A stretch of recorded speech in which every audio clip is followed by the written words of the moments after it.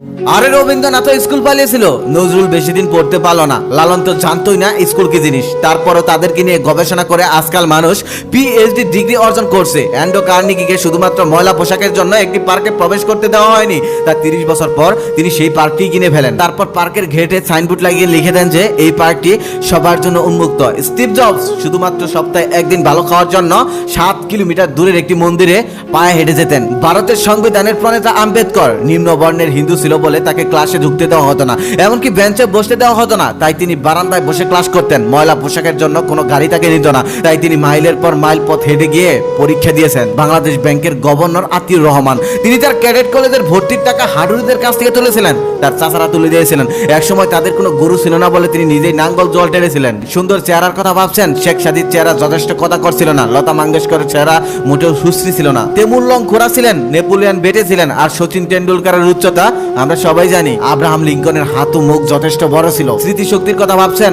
Einstein তার বাড়ির ঠিকানা ও ফোন নাম্বারই মনে রাখতে পারতো না। আসলে কিছুই আপনার উন্নতির পিছনে বাধা হয়ে দাঁড়াতে পারে না।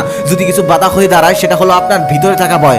ভয়কে জয় করুন, নিজেকে সামনের দিকে নিয়ে যান, নিজে চেষ্টা করুন, একদিন আপনিও ভালো কিছু করতে পারবেন। আমরা যারা তেমন একটা ভালো ছাত্র ছিলাম না স্কুল লাইফে, এই কথাটা আমরা অনেকের কাছে শুনেছি বা আমাদের টিচারদের কাছে শুনেছি। কথাটা এমন ছিল, তোর মাথায় কিচ্ছু নেই, একদম গোবরে ভরা। এই কথাটা সম্পূর্ণ ভুল। আসলে খারাপ ছাত্র তারাই হয় যারা চেষ্টা করে না, যারা চেষ্টা করে তারা কখনো খারাপ ছাত্র হয় না। ফার্স্ট বেঞ্চে বসা ছেলেটা যদি একবার পরে মুখস্থ করতে পারে, লাস্ট বেঞ্চে বসা ছেলেটা হয়তো 5 বার পড়লে মুখস্থ হবে, তবে মুখস্থ হবে, চেষ্টা তো করতে হবে। বিষয়টা এমন নয় যে ভালো ছাত্ররা লেখাপড়া করে না, এমনি এমনি ভালো রেজাল্ট করে। আমি দেখেছি ভালো ছাত্ররাই দিন রাত লেখাপড়া করে, আসলে ফেল তো করে তারাই যারা লেখাপড়া করে না, লেখাপড়ার পিছে সময় ব্যয় করে না। আর শুধুমাত্র একটা সার্টিফিকেট কখনো মানুষের ভাগ্য পরিবর্তন করে দিতে পারে না। মানুষের ভাগ্য পরিবর্তন করে মানুষের চেষ্টা, মানুষের বিশ্বাস। তুমি যেদিন থেকে চেষ্টা করা শুরু করবে সেদিন থেকেই তুমি সফল হতে শুরু করবে। এত কিছু এই জন্যই বললাম, প্রত্যেকটা মানুষের মধ্যে কোনো না কোনো খুঁত থাকে, আবার প্রত্যেকটা মানুষের মধ্যে কোনো না কোনো গুণ থাকে। কেউ সবার থেকে আলাদা হয় না, আলাদা তো তারাই হয় যারা চেষ্টা করে।